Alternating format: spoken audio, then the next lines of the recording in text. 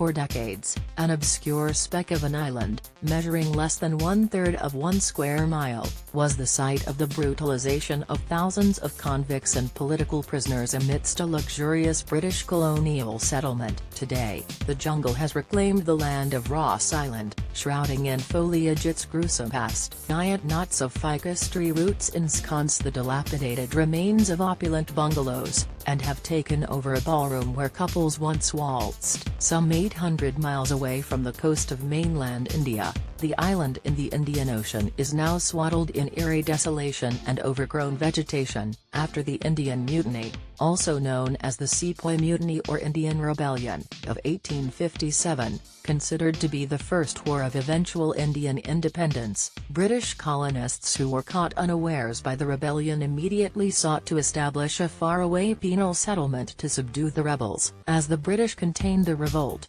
mainland India's provincial jails became overcrowded. This decided the British in favour of setting up a penal settlement on the Andaman Islands to ease the situation, says Aparna Vaidik, a professor of history at India's Ashoka University. British Dr. James Pattison Walker arrived at the Andaman and Nicobar archipelago in March of 1858 and established the penal colony while in the company of 200 convicts and rebels. Ross Island, the smallest of the 576 islands that form the archipelago, was chosen as the colony's administrative headquarters as its strategic location provided safety from attackers. Thus began an era of unprecedented penal cruelty on Indian soil. The tiny island was an unlikely seat of power, but it ultimately became the center of a penal settlement that expanded across many of the other islands. For years, the inmates were forced to clear the island's impenetrable, humid forests to make way for an opulent colonial complex. They constructed everything from a luxurious commissioner's bungalow with carved gables and shaded verandas,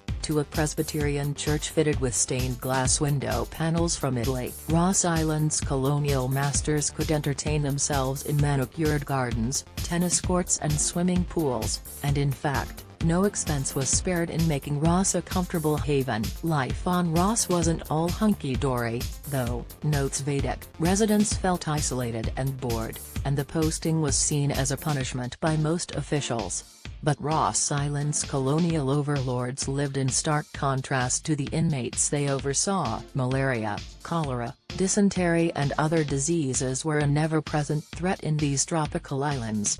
The British even conducted illicit medical trials to treat malaria with an experimental drug. Thousands of convicts were force-fed cinchona alkaloid, an unprocessed drug that would later be distilled into quinine, imparting severe side effects that include nausea and depression. Interestingly, quinine is still used to treat malaria today.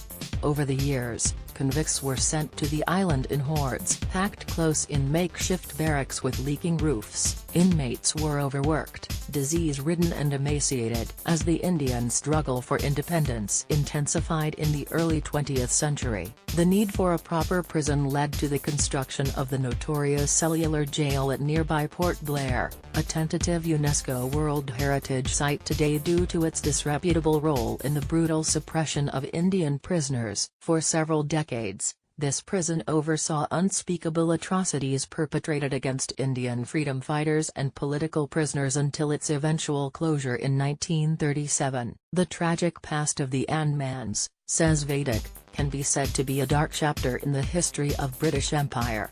The tumultuous history of the islands did not end there, though. In 1941, just a few years after the closure, a magnitude 8.1 earthquake struck the islands, causing more than 3,000 deaths and damaging numerous buildings. 1 year later, Japanese forces made their way towards Andaman and Nicobar Islands. Unable to defend the islands, the British fled and, over the course of 3 years of Japanese occupation, Ross Island was pillaged for raw material and vandalized to build bunkers. Allied forces recaptured the islands in 1945 and soon after, the entire penal colony was permanently disbanded. Today it is administered by the Indian government, though the rest of the Andaman and Nicobar Islands were eventually reoccupied in subsequent decades. Ross Island's community dissolved. Today, nature has reclaimed most of the land and the island exists as a tourist attraction. A short ferry trip from Port Blair. Gnarly trees have enveloped buildings in their entirety and ghosts of the past haunt the roofless walls. But concealed just under the veneer of the island's nostalgic lure is the forgotten story of decades of colonial oppression. Ross Island was once touted as Paris of the East. Now, it remains an unlikely memorial to the misery of the fallen. Like this article? Sign up for our newsletter.